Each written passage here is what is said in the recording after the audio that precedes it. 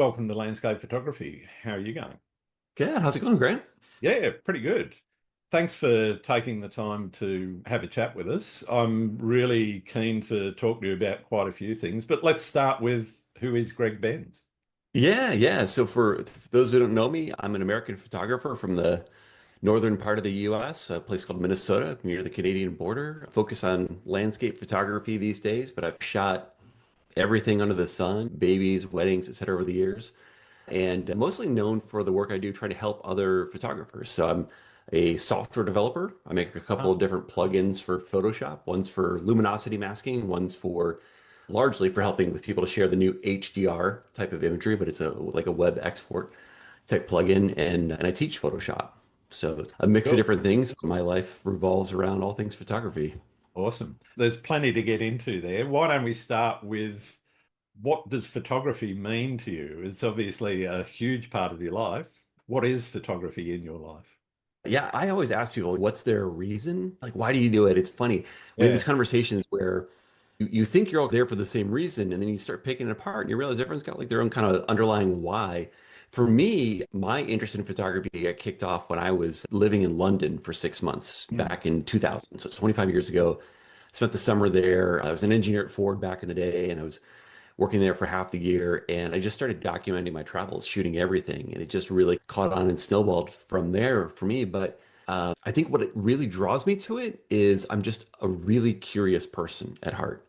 And Sure. so I love traveling, I love exploring. I naturally love documenting it. And then when you start getting the photography, there's just all the how do you get the best light and what's the best camera gear and how do you post process? And so it becomes this like endless learning journey. And I Mhm. kind of love sharing it all. So it all comes together that way. But that's for me what drives me, I think, is more than anything, it's just the curiosity, trying to figure out how it all works or what's around the next mountain or whatever it is. But I'm always a curious person. Awesome. Awesome. And do you remember the first time you took a shot and said, wow, this is it. This is really what I want to do with the rest of my life? What was that moment like for you? I don't think there was a specific shot, but the thing I remember most from that period of time was I actually started with digital. So one of those little Canon PowerShot Yeah. S20, or it's called, little pocket square brick from back in the day, pre-iPod days.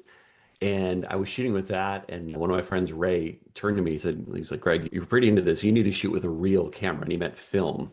So it was my first memory of the point where I knew I was committed to photography was when I switched from digital back to film before I started shooting digital again a few years later. But that was kind of that moment when I got into the SLR and developing my own film and just Yeah, really wow. getting into it. So for me, it wasn't a specific subject. It was certainly London, but it was more just the overall process of suddenly starting to care about the craft and spend time thinking about how do I make a better image versus just clicking the shutter button.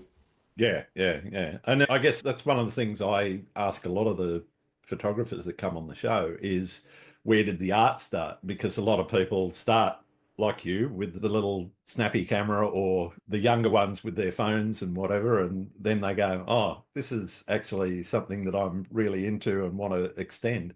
Where did the art start for you? Because taking happy snaps with the point and shoot, I guess changing to film in particular does start to change your perspective about how you're thinking about your photography, as you said. Yeah, that's a great question. I certainly was thinking about it at some level back then. Fast forward about 8 years, I started shooting more and I got to a point where, wow, this is becoming an expensive hobby. Maybe it should pay for itself. So I started shooting weddings to help pay for the gear. Uh-huh. And so suddenly I'm starting to do a bunch of that, start taking portrait classes. I started going to conferences. So I started surrounding myself by people who were pretty serious and getting exposed to new ideas and just going deeper. And shooting a wedding is the most stressful thing for me because I just really wanted to deliver something great for the client who Yeah. obviously this is a big day for them. And I think that process forced me to think a lot about the imagery in a lot of new ways. Like, first and foremost, what does my audience want? Because I'm not shooting pictures of a wedding for my sake, it's for them. What do Sure. they care about? But also just like what makes for a great image. And for me, a lot of that was learning light. I remember I was doing a lot of portrait classes with strobes and that kind of stuff and shooting with other folks. And so I think there's that combination of having a really strong imperative to deliver for somebody Mhm. combined with just the sheer volume of shooting, the seriousness surrounding myself with other people that where it started to really gel for me to think about it. And I guess for me, the real artistic part was starting to think seriously about the light and that transferred later into the landscape and all the stuff I do today. But it really, for me, started more with portraiture and how do I make that Yeah. image really resonate? Yeah. Yeah, that's a very common theme with the professionals that I talk to because I'm talking to professionals and amateurs alike. But the guys that are serious into their photography, whether landscape is their business or whether they've got other pieces and landscape's just a bit on the side, either a hobby or a side hustle, I'm interested in how that working with the client has really shaped your creative process and needing to think about, okay, as you said, it's not for me, this is for the client. How do I give them the best experience possible? Yeah, I think it got me in the mindset of what emotionally resonates for someone. Back then with the weddings, and I was shooting much more for them than myself. And I tried very hard to figure out a lot of this is just relationships, right? Like I might take the Oh, most totally. Yeah.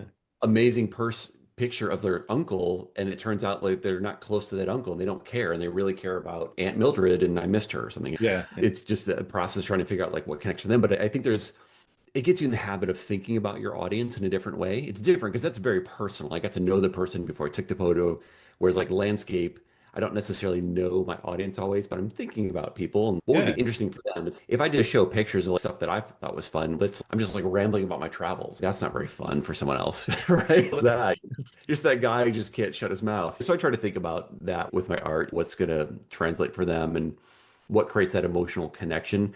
But it also helps me as an instructor, right? Because I find a lot of times when I'm teaching photography, I'm also helping people think about the why. A lot of people get into photography and they haven't thought about what motivates them, what drives them. They love it. They know that there's something there for them, but it's not like concrete yet, Yeah. right?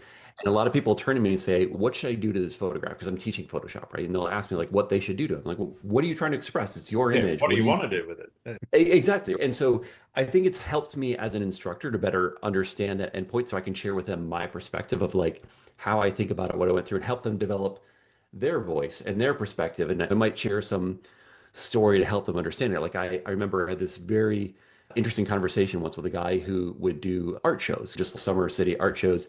Sure. And his subject was flowers. And he was relating a story where he did these beautiful photograph of a flower and this woman is buying it from him and he's ringing it up and it's all good to go. She's super excited. And then she makes this comment about the name of the flower and she was incorrect. And he corrects her. He's, oh no, it's blah, blah, blah, whatever what the flower was. And he's, oh, I don't want it. And what he didn't know is this is a flower that she had an emotional connection with because of her mother, and Mhm. she thought it was that flower. And the moment he shattered that illusion, it no longer mattered. And so in his Yeah. mind, the image was important, but it wasn't. It was this relationship with her mother and what she saw in the image. And so I Yeah. think it's that sort of thing when I try to bring to people in terms of the background I've had there, helping people understand like, hey, you're going to share this with your friends and family, whoever. What's the connection you're trying to establish with your audience? Because I think if we were to write stories, we think a lot about like how we might create a story and how it might be received. I think that we have some background in grade school and things like that. But when it comes to photography, it's not really taught in that same kind of formal way to most of us. No. And we don't think about it in terms of storytelling, but that's what it is. At the end of the day, you might get lucky and you create something great and it works out. But if you don't do it with intention, then it's a bit of a gamble. So I think it's just helpful to build that in. And aside from increasing the probability you make an emotionally interesting art, it just everything else gets easier in terms of how do you shoot, how do you post process. So to me, it's all part of that process of just making better art is understanding the underlying why, which I would frame as the artistic process from my perspective. Yeah, yeah. Oh, that's just fantastic. And it really resonates with some of the other things that have been on the podcast in the past about photography being a very visual communications method and how people actually respond to the imagery. And Yeah. as you said, those connections, it's great when you get the pat on the back from a fellow photographer and everything, but it's where you actually see a comment from somebody on socials, for example, saying, "Oh, this reminds me of the time I was there or the time I was on a beach with my mother or whatever." They're the things that actually matter as opposed Yeah. to the, "Oh, well, it's a beautiful image." And then you can have that two-way conversation, right? Exactly. Some people show up with, I think, a bit of a selfish mentality of they want the likes and the comments and the compliments. And Sure. I understand that. That's not what most people really want or most people are going to engage with. Like, how do you create a relationship with someone, even if it's a moment, right? You're scrolling through your feed, you see a great image, it speaks to Exactly. you. We may never communicate again, but there's something in that moment that hopefully both sides got something out of that, that you learned something from me and vice versa. And there was some engagement and excitement there. Yeah, yeah. How much of your success do you attribute to your ability to communicate? And I don't just mean through the visual medium. Obviously, being an instructor, your communication skills are key. I think it's pretty important. I think I would struggle without it since I, not just instructing, but also for software. At the end of the day, my tutorials and other things that go with it or how I present it, I'm always pushing myself to do better. I will never be satisfied that I'm communicating clear enough, but I try very hard. I'm generally proud of what I do, but I'm also pretty hard on myself too, trying to push that further, to think through what's the real question someone's asking? How do I help them understand? How to bring that perspective? It's challenging for me as an instructor. Part of my challenge is if you and I were to sit down and talk through any given topic, I could tailor what I'm saying to you. But as someone who's on YouTube and teaching courses, suddenly the room is filled with people who have totally different backgrounds Yeah, where we might even use the same words to mean different things. yeah, Or you may have no background in this or your perspective is different. So it's always a challenge. There's no perfect communication. So it's sometimes trying to figure out what's the right compromise and making yeah, sure I help people understand, like, hey, I'm going to give this talk and it's meant for these people. And if this is where you are, maybe you should go see this other presentation or whatever, but trying to help people find the right thing. I find that's part of my challenge is just trying to find that right connection with the audience in terms of, hey, are we all in the right room together? yeah, yeah. What inspires you? Is it a person, a place, a moment in nature? What is it that, or where do you go to get inspired? Oh gosh, it's all those things. Always wish I had more time to explore. I don't spend a lot of time looking at other people's art, and I was trying to find more time, find new people. I try to look a little bit outside of my area. I Yeah, find that I spend so much time in software and landscape and the things I do. So it's important to get outside of that. So I draw a lot of inspiration from other subjects. Like I look at painting is one of my favorite areas to draw inspiration. I love painters of the old American West, like Hudson River School type painting. They were figuring out a long, long time ago how to represent a three-dimensional world on a two-dimensional media, which is my challenge. I love that about painting. I love looking at movies. Like yeah, cinema to me is a great source of inspiration. It's very different, right? If I try to create an emotional scene with a single frame, it's totally different than a movie where it's dynamic and I have music and sound and all the changes over time and the motion. So absolutely. you can't translate all the ideas, but there's always interesting inspiration. And I try to think through the storytelling narrative. I love looking at how people adapt to changes in the environment. Like technology is naturally something I'm very drawn to. And I love looking at how people use really creative ways of embedding or using that to their advantage. That I find that as technology changes, art changes. Like you look at television today in the era of streaming, it's totally different than the like era of it's going to be on at 8 p.m. every Wednesday with ads in the middle. It's we tell different stories than we used Yeah. to. Even the You conversations around that are different because you yeah, had it's the famous old water cooler conversation. Did you see what's its name, whatever the show was last night? Do that yeah. now because they might have watched it a week ago or they haven't watched it at all. Yeah, and so I think great art is inherently intertwined with the technology. You look at painting. When Impressionism came about, it was because we figured out how to put paint into tubes and you could take it in the field and quickly make art, right? Yeah. And that was born from that. It happens all the time. One of the areas I found really interesting in cinema is drones. There's a movie on the Apple streaming network, Apple TV Plus, called Cherry. It wasn't a terribly popular movie. Has one particular sequence in it that was so amazing. It's a war-based movie, right? So there's a scene where they're coming across a battlefield and they're trying to give you a sense of place. You just see all the surrounding hills, the machinery, the smoke from the battle, like the enormity of this moment.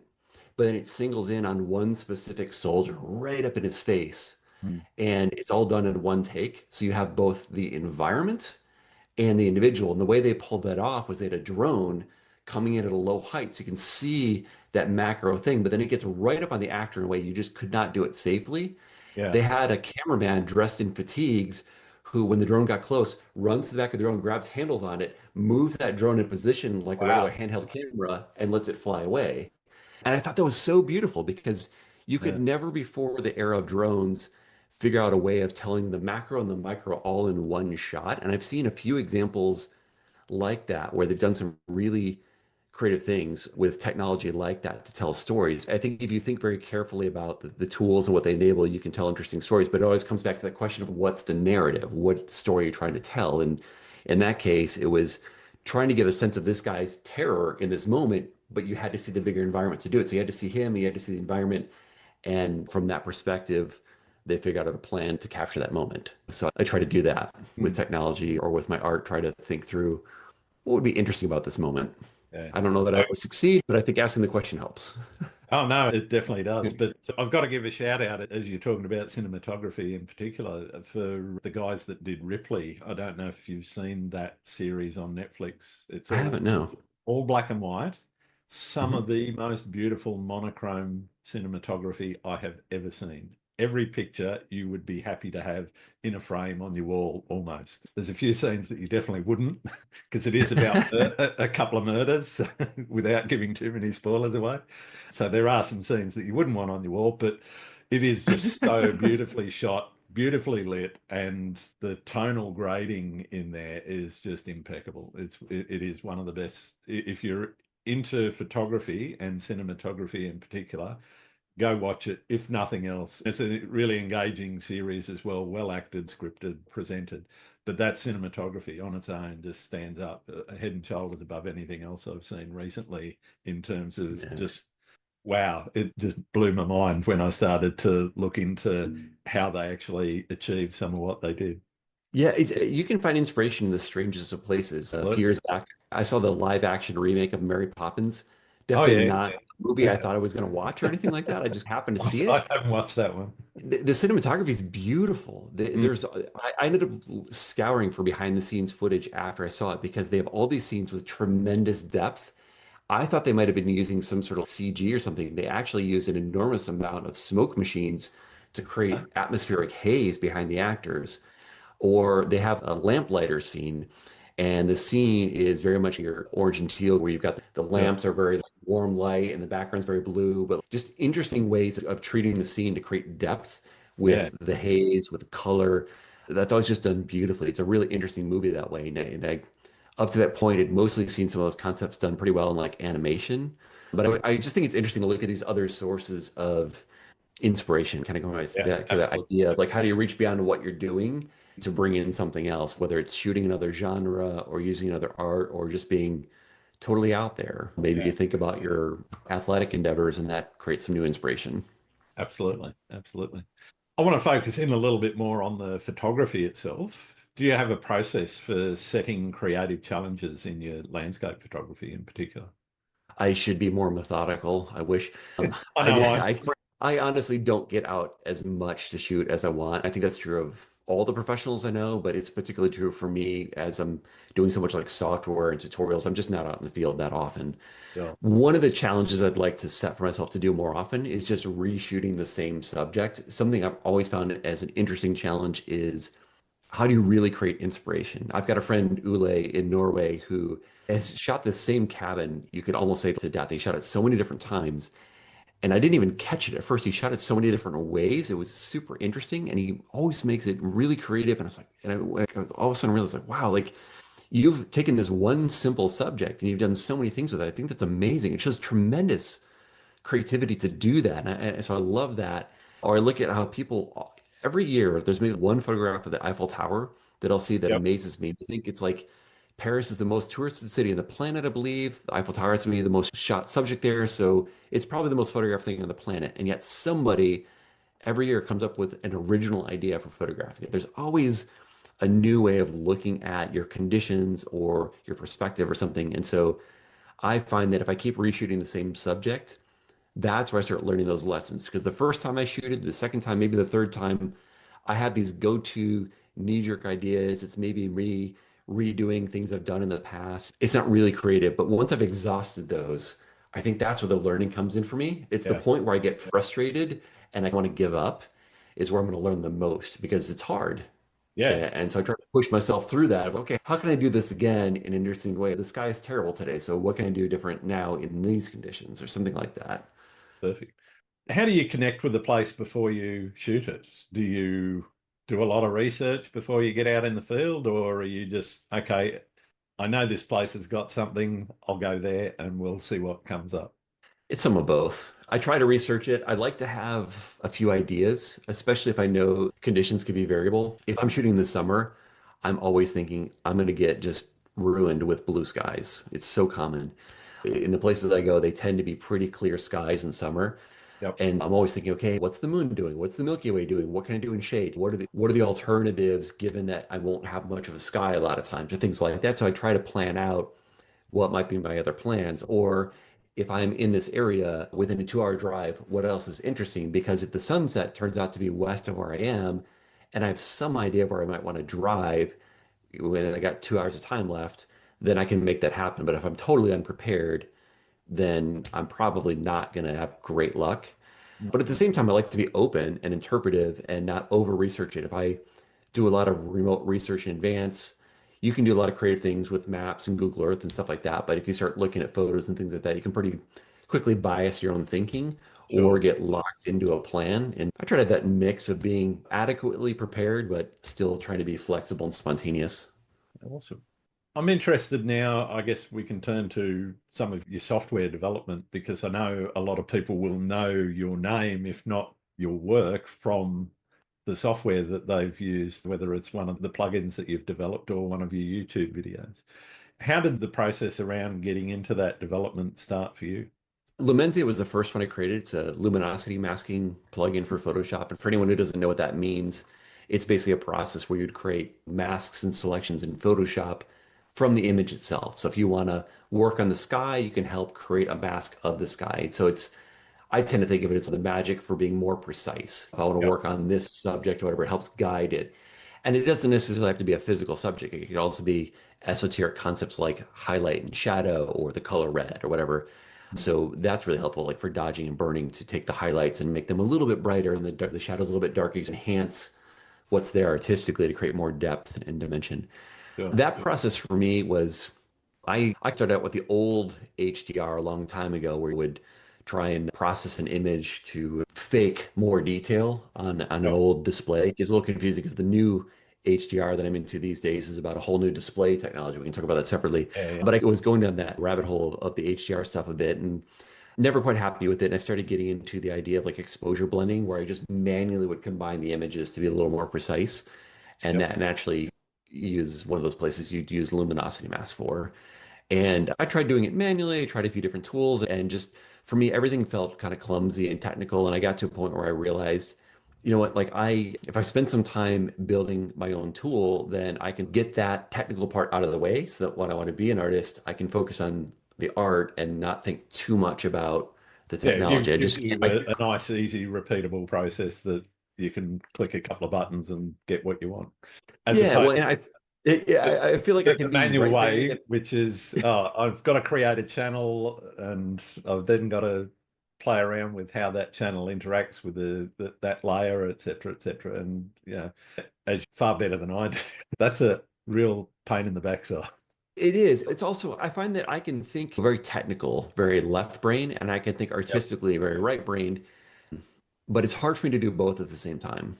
And Sure. so for me, spending that time to get the technology hammered out so that I could just be more of an artist was helpful. And that pretty quickly pushed me towards I better learn how to do some coding. I had a very limited background in software prior to that. I had a little bit of exposure with my engineering endeavors before that, but Mm. not by any stretch kind of classically trained person. So I just started self-teaching on like Code Academy and things like that to learn the software and build Lemenzia, which started as a personal project, but about a year into it, I thought, hey, other people probably want to take a look at this, and I started putting it out there, and it turned out it was pretty popular, and I've been doing Lemenzia for over a decade now. Yeah. Yeah. Kind of pushing that. So it just snowballed. I got better and better. It got better and better, more sophisticated over the years. It's been a solid 10 plus years of luminosity masking for me. Yeah, it's just a And lot of hard work, is what it comes down to. yeah, are you still working on it, or are you done with Lamenzia? Or where's it No, at? Are you all going the to keep it time. up to date with Adobe's updates of Photoshop and so forth? Yeah, I'm always working on stuff. The biggest changes felt like they're happening early on in Yeah. building things, but I've got lots of ideas, lots more going on with it. In the last couple of years, I've added a lot of support for 32-bit Photoshop, which helps with the whole HDR stuff. Sure, sure. And I'm trying to spend a lot more time thinking about other ways of using it because that's a big passion for me. But there's endless opportunities in that space. The hardest thing for me is not that there aren't like great ideas. It's more just trying to be careful because I want the tool to be simple. I don't want it to be like a Swiss Army knife with everything under the sun. So I got to be careful, like what makes its way into the Yeah, tool to keep it from getting too complicated because it's already a deep subject as is. So yeah, try yeah, to be careful that part of making it easy to use is avoiding it being too complicated. yeah. You don't want to write another Photoshop. There's already too many ways of doing the same thing there. Yeah, exactly. I always want it to be its own thing. And so, yeah, I think that I'll be working on Lemenzia for a long time. I have, gosh, years of additional ideas there that I've like beta tested and tried, and they're sitting in code. And Yeah, I never really know what I'm going to bring till suddenly I get really inspired. Like, okay, you know what? Now I'm going to bring this one home and bring this in here. nice. I marinate on ideas for years before anyone else sees them. Yeah, yeah. That's a good way of doing it. It's better than rushing stuff out. Yeah, otherwise you come up with it sounds like a good idea, and then you start doing it, and you're like, oh, Yeah, wish I it didn't just do it that way, doesn't. or that doesn't quite work. Yeah, you really have to kind of battle test your ideas. That's, I find, the best way. Otherwise, I just end up Yeah. revisiting everything. Yeah.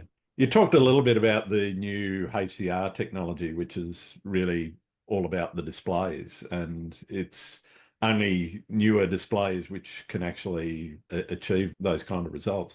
For a layman that hasn't been exposed to any of that, can you describe what it is and what it actually does and some of the, without getting too technical, some of the technology behind it?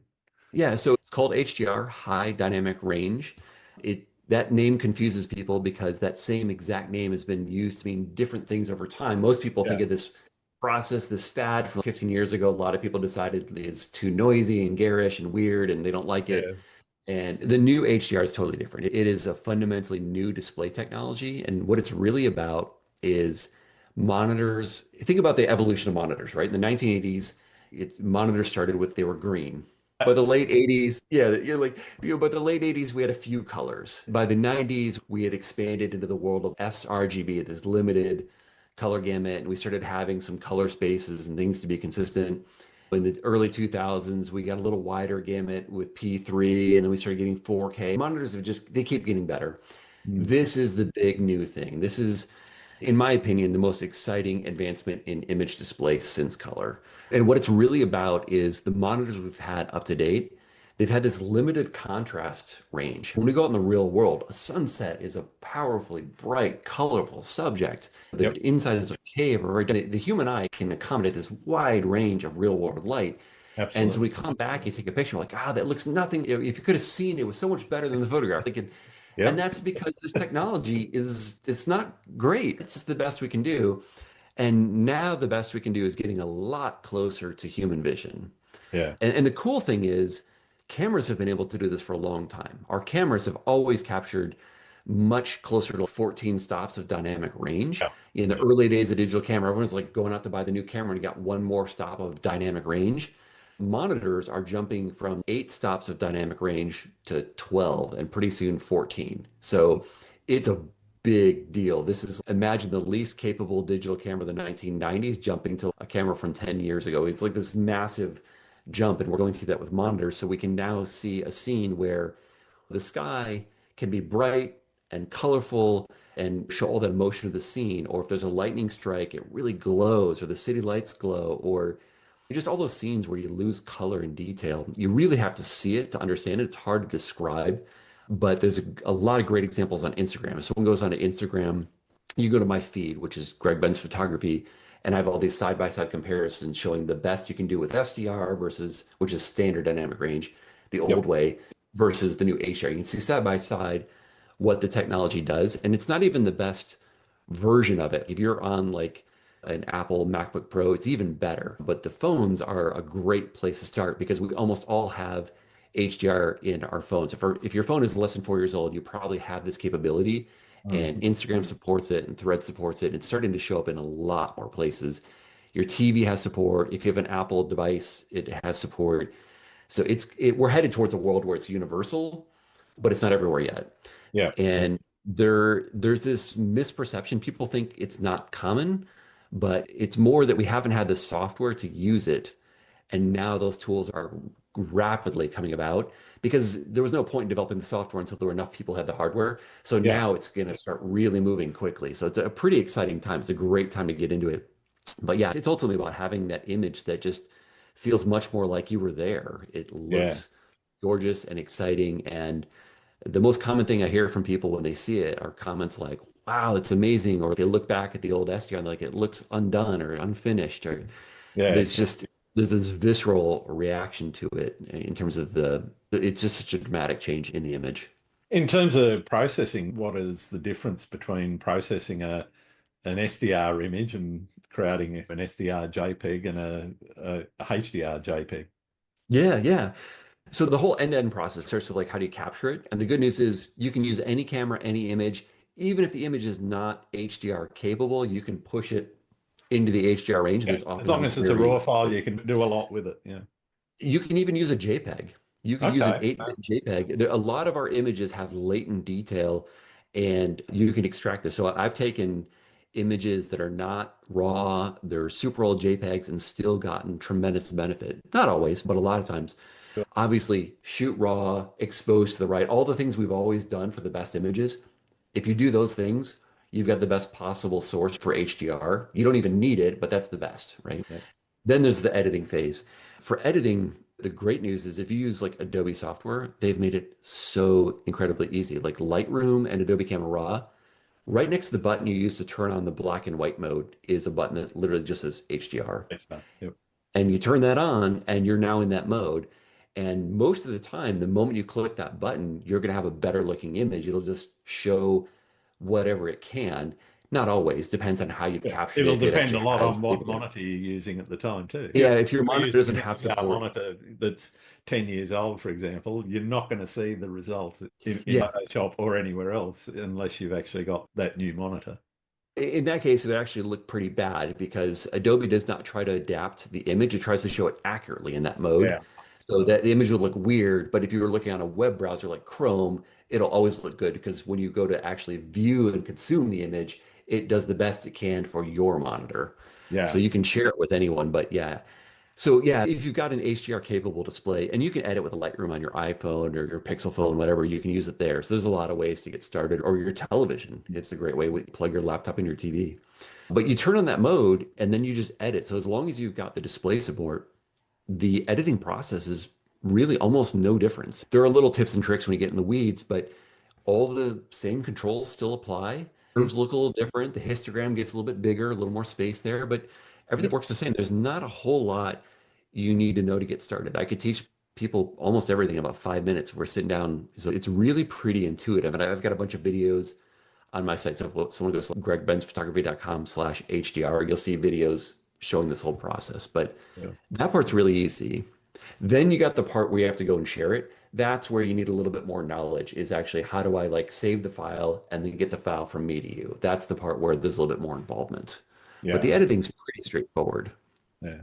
Are you seeing any movement with the phone suppliers like Apple and so forth about creating direct HDR JPEGs out of the phone? So using the phone to actually create a HDR end result with the appropriate mappings and everything in the back of that image so that you could basically take a shot with your iPhone, hit the button, and it sends it up to Instagram, and you've basically done a HDR process on it.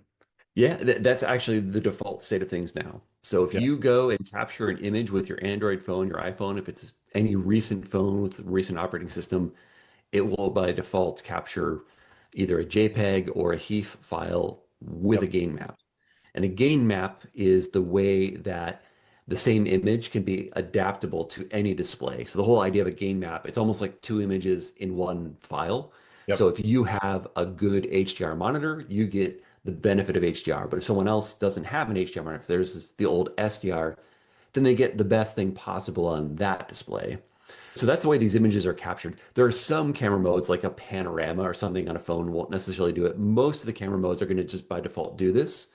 I The would, camera might not, because that's what usually was that? the selfie camera might not do that, but Yeah, it it probably might on doesn't. the high-end iPhone and Pixel maybe, but some others not so much. Yeah, it's really it becomes a question of art, right? And that's where so what the phone will do can be really exciting. It can look really good. Like any photography, a trained photographer can do much better, right? So if Yeah. you shoot raw on your iPhone or your camera, you can do it on the phone. and then process for HDR, you'll get a better result. So the camera can give you pretty good HDR, Absolutely. but you're always going to do much better if you go into Lightroom and take control of that process. Yeah. Yeah. But yeah, there's a lot of ways. Most people don't realize. I've had people tell me like, "Oh, HDR is not ready yet." I'm like, "What phone are you using?" Like, "Oh, I'm, using the latest iPhone." I'm like, "Oh, would you share on Instagram?" Yes. So you're already sharing HDR. You're already Yeah. capturing, editing, and sharing HDR. You just didn't know it. Once you know about it and you take control of that process, that's when the real fun begins. That's when you can do Yeah. things that are just truly incredible. Yeah. Awesome. Talking about how you started your own business in photography, what's the main thing that you've learnt from running your own business that you'd like to share with people? When people come to me asking about entrepreneurship, because I have a lot of people who are interested in doing photography full time, Uh-huh. and I usually sense people are eager to do photography because they love photography.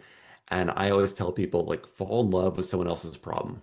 If you're doing a business because you want to do the thing you love, you will be lucky to get paid well and have an enjoyable business. But if you're doing something that other people love and you love doing it too, you're going to win if you enjoyed it. So I love teaching, and that works really well. I love providing software for other people.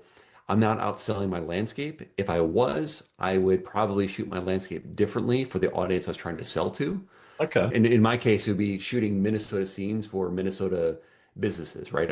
I Yeah. sell my art locally. I don't sell my global images to hardly anyone because I'm not trying to promote that. I try to promote to the subjects I know locally, the people I know locally, and that kind of thing.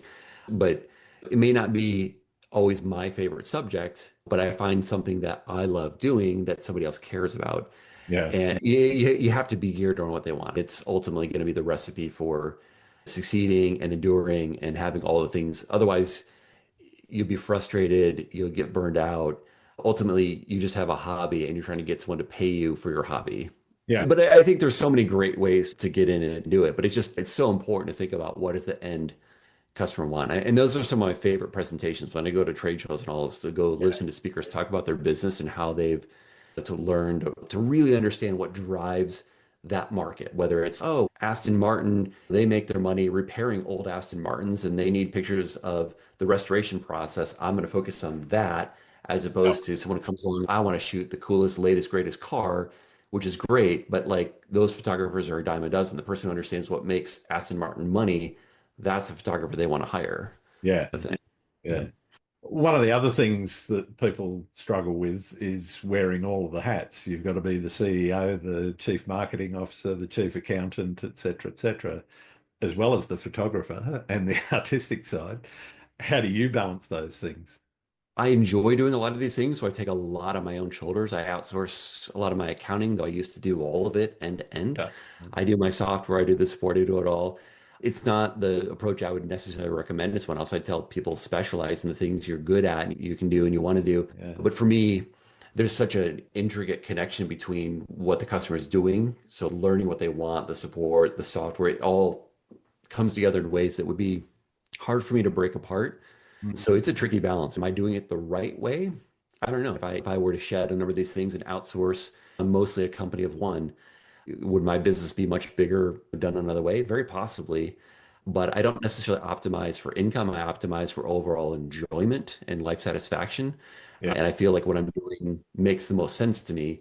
So if someone came to me and they're asking, I'd start with what are your goals? One of the things I tell people is the best thing I did for myself when I set on this path was to write my life goals. Not my business goals. I wrote those too. I have a 12-page business plan I created for myself and all this kind of stuff. But I wrote up my life plans. And I knew up front that I wanted to travel a little bit, but not too much. I didn't want to be tied to a schedule. I didn't want to be tied to a place. I had a number of different things I wanted to do. And that enabled me to very quickly say, oh, you know what? I probably shouldn't have a portrait studio or a wedding business because those tie me to places and calendars. Yeah. You got to And, be in it. yeah, exactly. I missed a class reunion because I was shooting a wedding and that really bummed me out. I love shooting the wedding. I would have loved to have seen my old friends even more. So for me, software is great because I can work as hard as I want when I've got the time. Mhm. And then when something else crops up, I can do something else. My parents had this really rough car accident a number of years ago, and I got to just completely pause the whole business for a month to Yeah. go tend to family. Yeah. And that was super easy to do because I had created a business built around the idea that it should be flexible. I think that's the most important thing is just starting out with a really clear understanding, like what do you want your life to be like? What are your goals for what you want your work to do for you?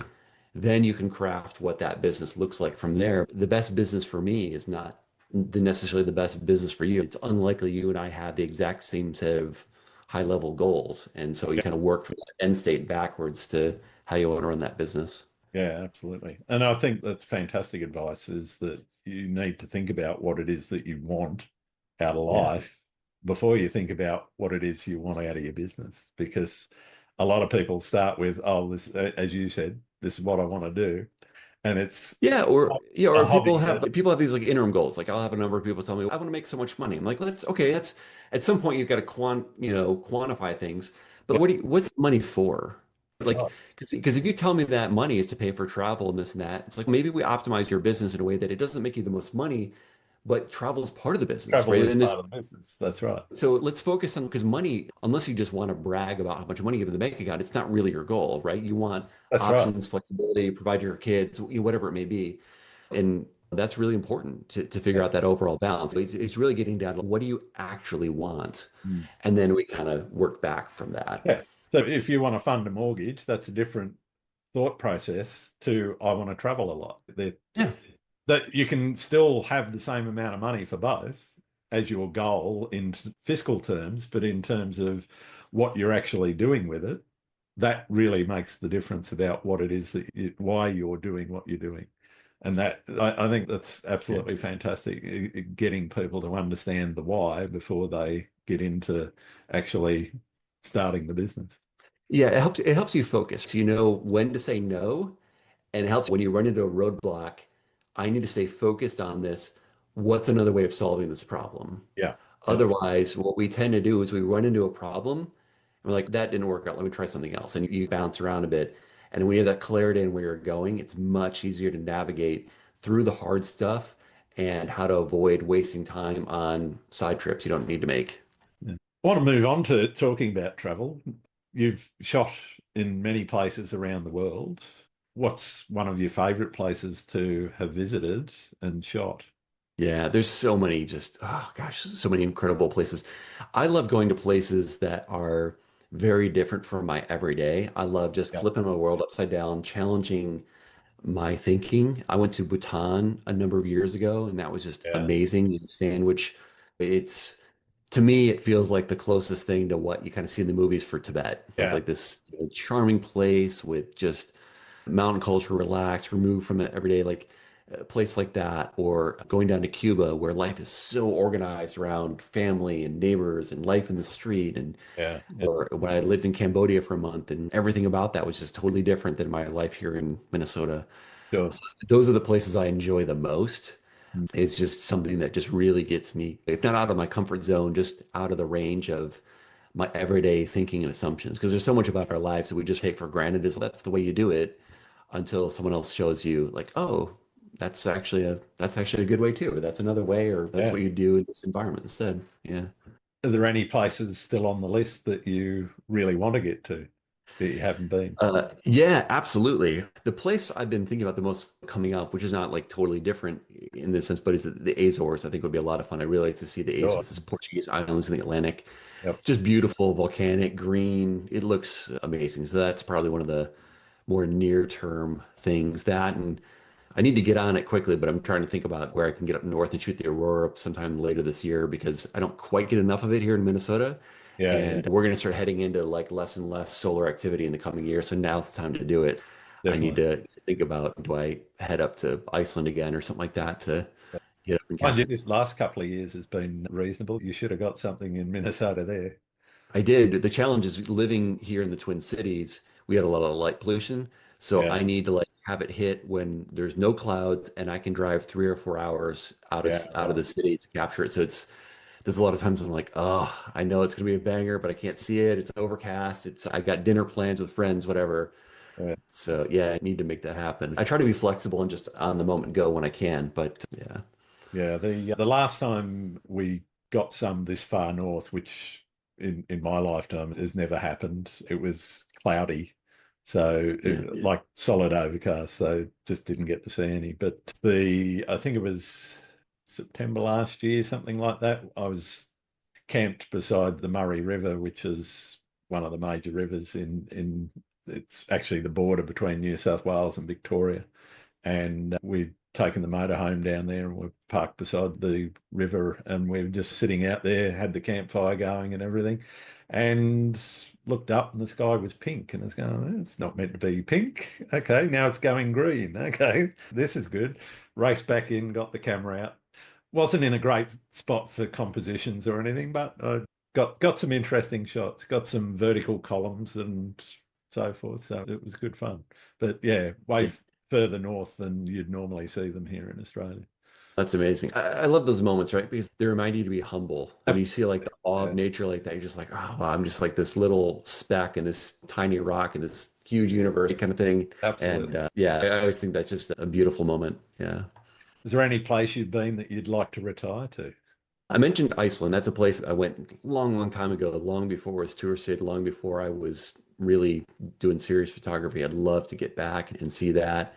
I would easily go back to a number of places I've been, like Bhutan. I'd love to get back to Burma and actually go see like Bagan and some of that. I don't know if it's the best time to go these days, but Yeah, probably not. Give it a yeah, year or two. yeah, it's everything's dicey these days. But yeah, I'm very opportunistic. Do I have a friend in this place? Who's free? What's a good airline price? So I have this long list of if it works out, I'm there and just go. Another one I've been thinking about I'd like to do is get to Japan for some fall color. I've been to Japan many times, but I've never shot fall color. And I've always thought it's just Yeah, seems like it'd be really interesting. I don't see a lot coming out of it. Maybe a little bit more lately, but I've always thought that would be a neat place to go. There's something about fall that I just love. I guess is someone who's been surrounded by fall color my whole life. It's just like my favorite time of year. It's always beautiful and I want to go shoot it in other places. yeah, no, that would be cool. A lot of people focus on the cherry blossom springtime, but one thing I want to do with Japan is get into Hokkaido in winter. I think that would be absolutely gorgeous. Yeah. Oh, amazing. Pardon me. What's one of the most memorable shoots that you've ever done?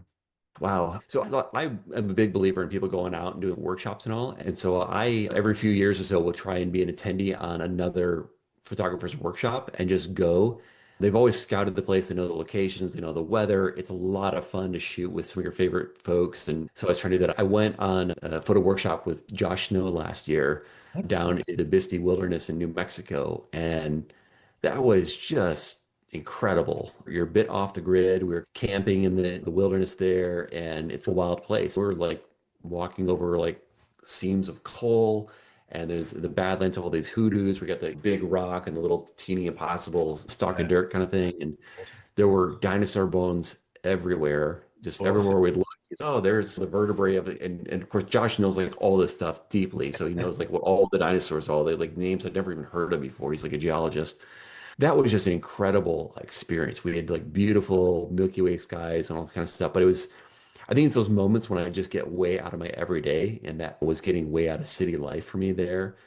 That was a pretty cool experience and a fun group. We all had a great time Yeah. hiking through the desert and all that. Yeah. What about horror stories? Everyone has a sketchy experience that they remember. What's yours? That's a great question. I'm sure if I thought about it, something would come to mind of something that was like a terrible idea. I feel like I've more had a lot of close calls that worked in my favor, just weird Yeah. dice rolls. Yeah. I showed up in Morocco on a Friday night at 10 o'clock at night with no hotel reservation by myself. Wow. And Okay. like I had a hotel within 15 minutes, made a new friend 20 minutes later, hung out all night. That could have gone badly.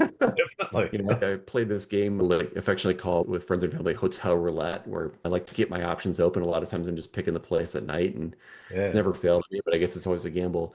I don't know. I guess I never feel like things have really been a problem because I've never had an injury or something serious. Yeah. I've had these stories where you get delayed or things change and you roll with it, you Yeah. know? And I think that's the important thing is like maintaining a little flexibility, not being so fixated on one thing. If the light goes bad, if the travel goes bad, if something happens, if no one got seriously injured, no one got seriously sick, whatever, at that point, if you don't have a good time, you're probably just not being creative enough.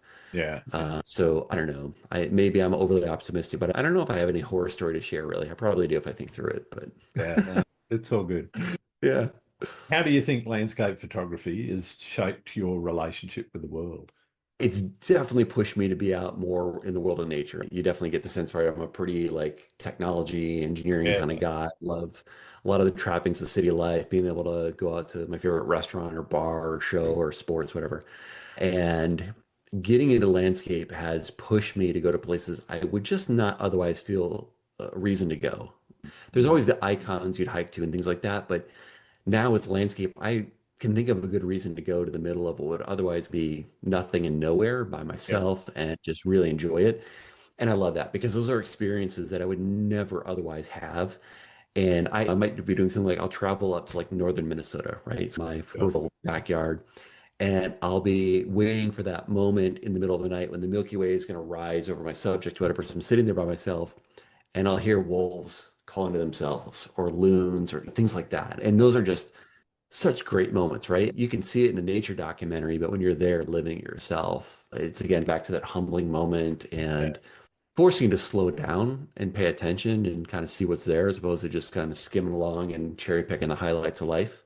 yeah, So I think just forcing me to spend a little bit more time paying attention and going and spending time places I wouldn't otherwise do that. I think that's probably my favorite aspect of landscape. awesome.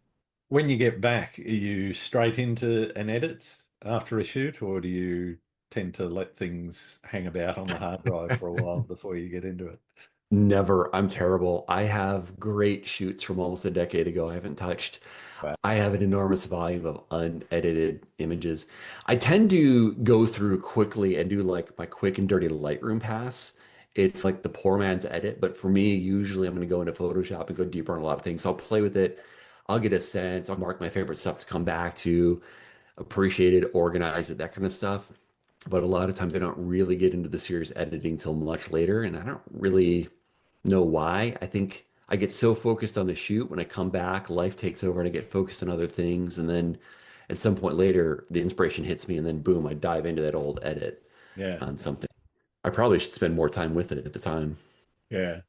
Are you, I guess, thinking about how you're going to edit when you're doing a shoot, or and Always. I always think about whether you shoot for a particular way of editing, or do you edit for a particular way of shooting? Which one is it? It's some of both, right? I'm always trying to like play with ideas. And of course, if I'm not editing something for a year or two, 5 years later, Yeah, yeah. my whole process might be different and that can present its own limitations. And that's where I wish I was a little more real time because I probably have a little better learning loop that way. But Mm. yeah, I try to think through some rough idea of what's the end destination. Usually that's going to help me think more carefully about the angle, how I'm going to capture it, but also I oftentimes will capture multiple different images. Maybe I'm going to do perspective blending or focus stacking or Yeah, these other things that require specialized capture and make sure I have that with the HDR stuff I'm doing these days. I need to not blow the highlight, but maybe I'm also thinking about a print, so I need a brighter exposure to make sure I don't have too much noise in the shadow. I try to think that through when I'm out in the field. It's not like I've got it all figured out by any stretch. It's pretty sure. loose, but I think it's pretty important to have that in mind. And even if I go in a totally different direction later, just having thought about it, I think generates better photography because it'll make me think carefully about the shoot. And then when I go to edit later, there's just better learning there, closed loop going through that process. And I try to also edit and think about the shoot. What was I thinking about when I shot this? What was the intention? And I may do something totally different, but think in both directions. What am I going to do and what did I do so I do it better next time? That's Yeah, very circular for me. yeah, absolutely. Where do you see photography's place in society? Oh, wow. That's a big question. I don't know if I'm qualified to answer that. I'm not someone really a huge photography impact. I don't have an enormous following. I'm not a photojournalist and all that. And it's changing rapidly. I have always thought of it as a form of trying to share experiences. Yeah, I think when you look in the news and all, it's typically been seen as like this form of sharing a story, some degree of we trust images less and less these days, but I think there's always been a sense of that.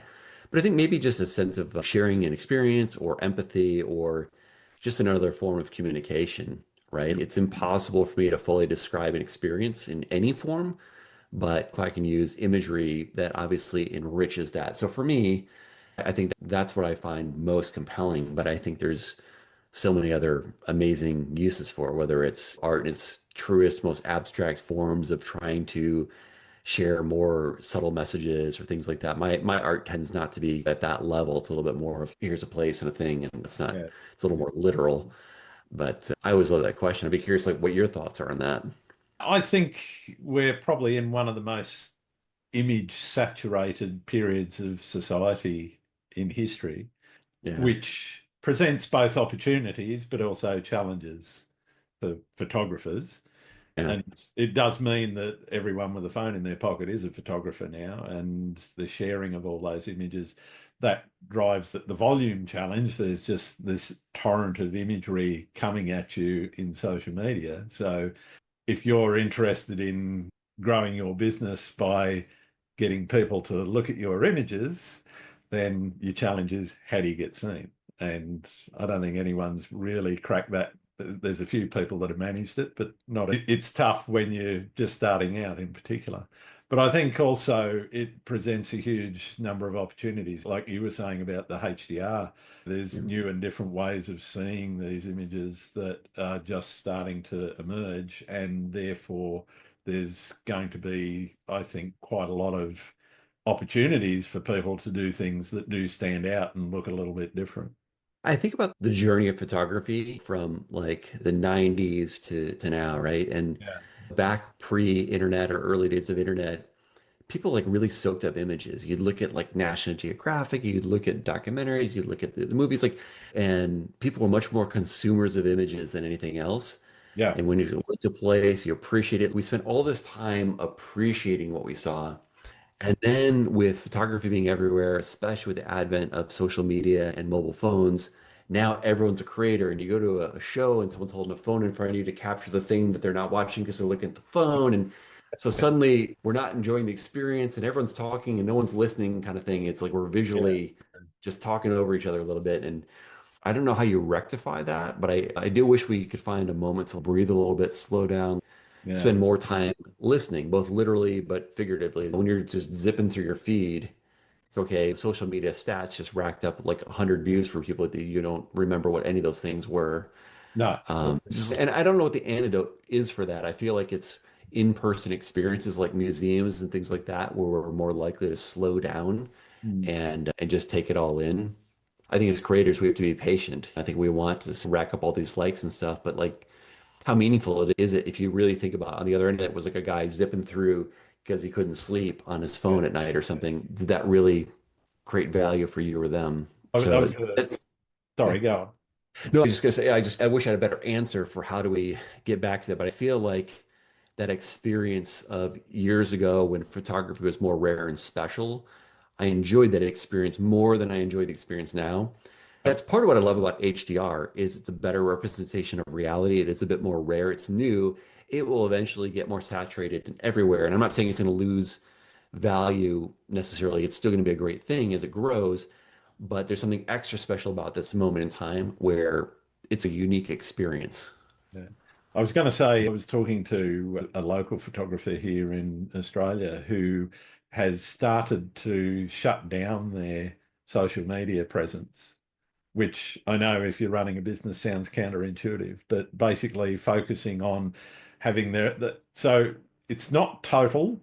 They still have a couple, basically focusing on their own Substack and Yeah. their own website and their own gallery. And that's how they're going to interact with the world through those things and traditional advertising media and so forth to get the word out, which it'll be an interesting experiment, and I'm interested to follow them, follow their journey, and I'm definitely planning to follow up with them to see how things are in say 4 or 5 years' time and see what whether or not that's actually worked for them. I think from a mental health perspective, stopping your own scrolling or changing the way that you do interact with social media is a good thing because a lot of people that the old comparison is the thief of joy. If you're looking at other people's images and going, oh, I wish I could do that's a different thing. You can use it to inspire yourself, sure, but if you're saying, oh, my stuff isn't as good because you're doing that, I'd say yes, definitely get off social media and get out there and take photos. Yeah, I think maybe the answer is just spending more time like just engaging with the person. Like Yeah, it's social media, you ask a question, leave a compliment, have a dialogue, yeah, talk to the person, that kind of back and forth. Because I feel like we ended this endless cycle of looking over the horizon. What's the next interesting thing? What's the next challenge? How do I get better? And it's good to look ahead, but if all you're doing is just kind of like running, You're never appreciating where you are. I feel like you get in this place where you're just exhausted. Absolutely. What's the best and or worst advice anyone's ever given you? Oh, wow. Very much related to that theme. When I was an intern as an engineer back in my old Ford days back in the day, I had a guy said to me, I was just a young engineer, he's like, hey, Greg, there's three phases in life. You got your school years, you got your working years, you got retirement. And he said, never rush from one to the next.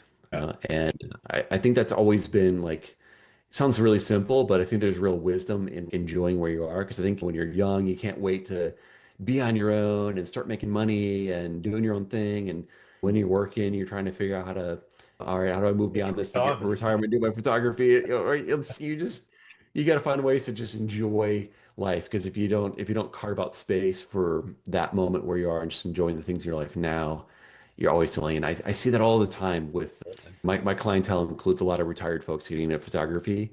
Mm. And it's such a common story. I hear people talk about they've retired and they've always wanted to do photography and now they're doing it, but their knees are shot and they're in and out of the hospital and all these kind of things. And it's like they spent a whole life doing these amazing things, building a career, caring for their families, all these amazing things.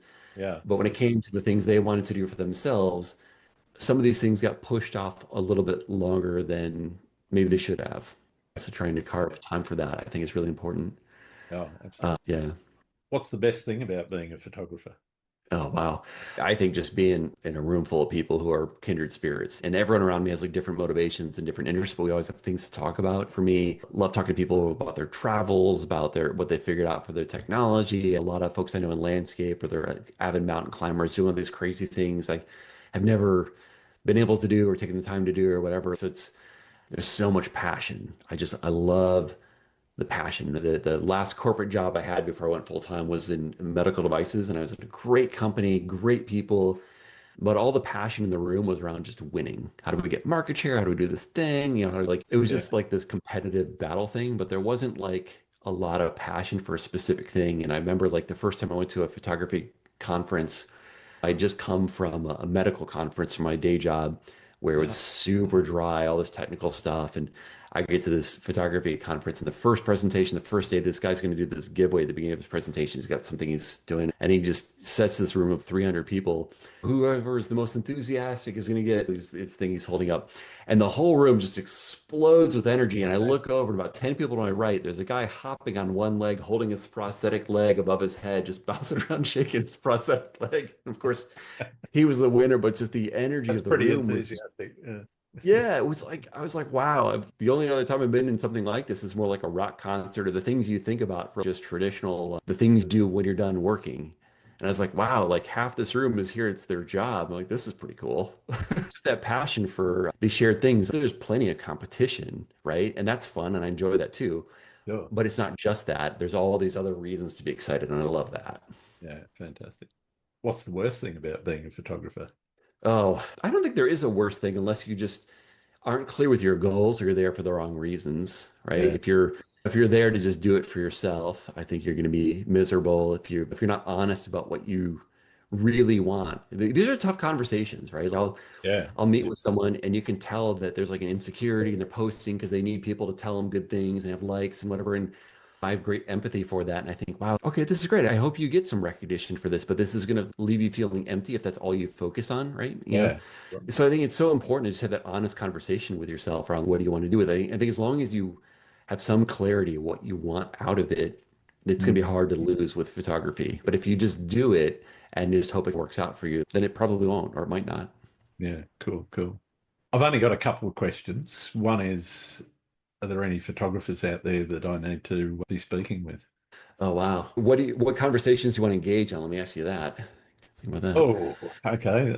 No one's ever asked me that, but that's the same sort of conversation that I've been having with you. I'm really interested in why people are passionate, why people are motivated. What is it? What is their why? And finding out and sharing with others, other people's why. And Yeah. so they're the kind of conversations that I'm really passionate about bringing to the world. Otherwise, I wouldn't be doing the podcast. Yeah, absolutely. Because you said this is episode 199. So you've had a lot of conversations. I'm Yeah. curious what's the ground you haven't covered.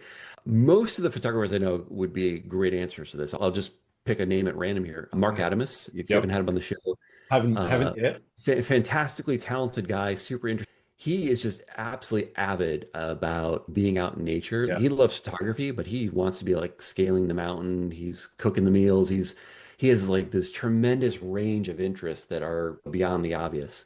So he'd be a lot of fun. You talk to him about adventure photography. We talk about a guy who goes to crazy places with his adventures to the middle of nowhere in New Zealand or Pakistan, or he's way off the grid. So he'd be an interesting guest. Awesome. Brilliant. Thank you. I've got one more question, and for many, it's the most important one to ask. Do you like pineapple on pizza? If it's paired with the right other toppings, yes. Fair enough. That makes sense. Thank you so much, Greg. It's been wonderful getting to know you a little bit better and learning more about you and your work. Where can people find your work? Yeah, the best place to go is just my website, gregbenzphotography.com. There's navigation from there to my social media and everything else for luminosity masking and HDR. You'll see it right there to find all that. So that's probably the best place to go. All right, brilliant. Thanks so much. Yeah, thank you for having me on the show. It's a really fun conversation, a lot of great questions, and just going in places that I've done a number of podcasts, and you're asking a lot of questions I've never heard before, which is always Awesome. fun for me too. Yeah. I listen to a few other podcasts and steal a couple of questions, but I also listen for what they're not asking and go, okay, I'm going to ask that. All right. Thank you so much, Greg. It's been wonderful. Thank you. Thanks again for listening to Landscape Photography World. I hope you enjoyed the show and keep listening because I'll be joined by some great guests in upcoming episodes. You can find my work in this podcast at gruntswinburnphotography.com along with prints and photography gear. I'm also on Vero, Photo, YouTube, Instagram, and Facebook. Don't forget to like and subscribe. I'm Grant Swinburne. Hope to see you out shooting soon.